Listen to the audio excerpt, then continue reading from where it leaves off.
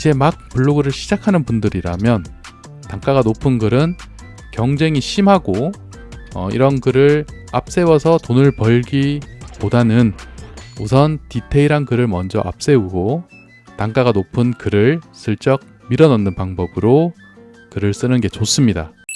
돈을 번다는 것은 쉬운 일이 아닙니다.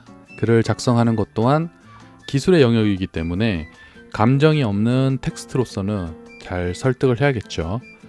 하지만 단순히 정보를 제공하면 수익을 얻을 수 있을 거라는 생각으로 티스토리에서 그리고 블로그스팟에서 워드프레스로 넘어오는 분들이 많습니다. 그렇다면 수익형 블로그에서는 어떤 글을 작성해야 될까요? 당연히 돈이 되는 경제, IT 블로그로 가면 좋습니다. 하지만 제가 계속 강조를 드리지만 남들이 다 아는, 남들이 다 작성하는 글로 여러분들이 지금 글을 작성한다고 해서 돈을 벌 수 있을 거라고 생각을 하시면 안 됩니다. 제가 생각할 때 블로그는 저가 시장과 좀 비슷한 면이 있다고 생각을 합니다. 이미 같은 구역 내에 많은 커피집이 있는 상태에서 커피 가게를 차리게 되면 성공할 수 있을까요? 물론 성공할 수는 있겠죠. 가격이 매우 낮거나 매장 특유의 커피 맛 또는 인테리어 등 이런 것들이 필요하다고 저는 생각이 듭니다. 하지만 정말 쉽진 않을 거예요. 네, 그렇죠. 그래서 단편적인 성공 사례만 보고 이런 시장을 뛰어드는 사람들이 좀 많습니다. 블로그도 마찬가지라 생각이 들어요. 그래서 제가 저가 커피 시장을 언급을 한 건데 블로그라면 지원금이라는 키워드 이런 걸 듣기만 해도 돈을 잘 벌 수 있을 것 같다는 생각이 들 겁니다. 거기에 강의파리들이 자신의 제자, 수강생들이 이런 키워드로 돈을 많이 벌었다고 자랑도 합니다.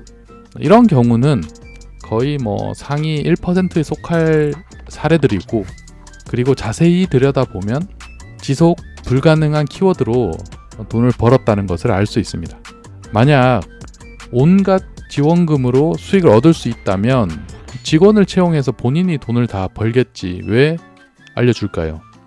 그리고 그 글을 사람들이 잘 볼 수 있도록 만들어주는 것은 강의파리가 아니라 결국 검색 엔진이 결정하는 것이기 때문에 글을 작성하지 않고 강의를 파는 것이 쉽게 돈을 벌 수 있는 일이 되어버린 겁니다. 글을 하나 쓴다고 30분, 1시간 고민하지 않고 아무것도 모르는 사람을 한 명만 끌어들이면 100만 원 이상 벌 수 있으니까요. 다시 수익형 블로그 이야기로 돌아와서 지금까지 우리는 글을 작성할 때 검색자를 찾아가는 방식으로 글을 썼습니다.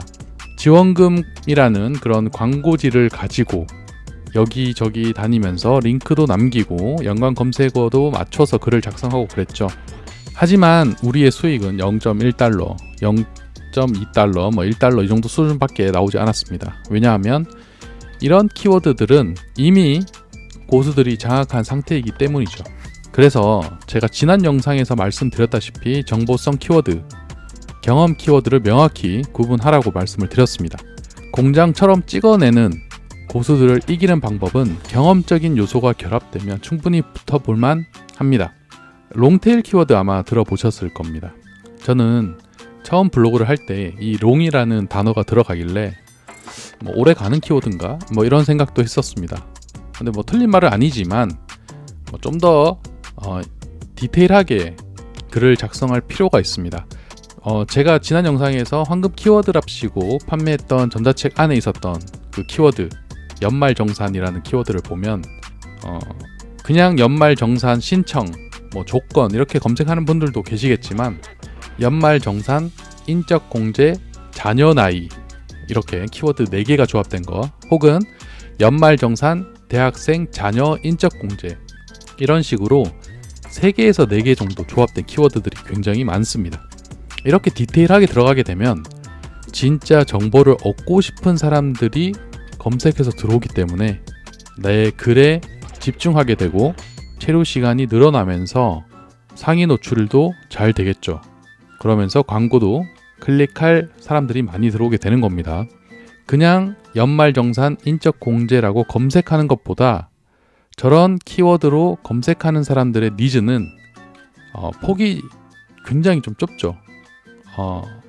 막 대상에서 보면 뭔가 포괄적인 개념이고 거시적인 그런 내용이라고 치면 지금 제가 말씀드렸던 이런 롱테일 키워드들은 딱 한정되어 있습니다.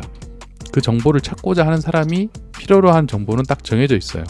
그래서 여기에 이런 내용을 알고 있는, 예를 들어서 뭐 자녀가 있는 동료라든지 그런 분들이 한 이야기들을 좀 커피 한잔 하면서 듣게 되면 그게 내 경험이 되는 거죠. 네. 굳이 뭐 내가 결혼을 해서 출산을 해야 알 수 있는 그런 부분들이 아니기 때문에 저런 인적 공제 부분에 있어서 뭐 어떤 점이 좋았는지, 또 반면에 또 어떻게 해서 인적 공제가 안 됐는지 물어보면 되는 겁니다. 그래서 이런 키워드들을 노리면서 아까 광고지에 비유했던 링크들을 뿌리는 게 아니라 글을 쓰고 기다리는 거죠. 저런 글들은 또 생각보다 경쟁이 낮을 확률도 높습니다. 예시로 든 것은 제가 말씀을 드리는 게 아니었기 때문에 뭐 저걸로 글을 써라 뭐 이런 게 아니었기 때문에 제가 세세하게 확인은 안 해봤지만, 키워드가 3개, 4개 그 이상 늘어날수록 경쟁이 낮아질 확률이 높다는 걸 제가 말씀을 드리고 싶은 거예요.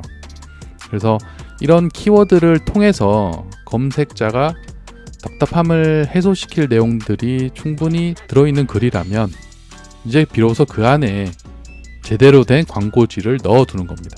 상당히 단가가 높은 고 RPM의 글을 클릭하게 올려두는 것이죠. 정리를 하면 이제 막 블로그를 시작하는 분들이라면 단가가 높은 글은 경쟁이 심하고 이런 글을 앞세워서 돈을 벌기보다는 우선 디테일한 글을 먼저 앞세우고 단가가 높은 글을 슬쩍 밀어넣는 방법으로 글을 쓰는 게 좋습니다. 그래서 초반에 수익이 낮은 게 당연한 겁니다. 왜냐하면 이런 디테일한 글은 경쟁은 낮지만 어쨌든 올라가는데 시간이 걸리고 또 방문자가 그렇게 많이 들어오지는 않기 때문에 기다려야 되는 거예요. 너무 스트레스 안 받으셨으면 좋겠습니다. 다음 영상에서 뵙겠습니다. 불로소득이었습니다.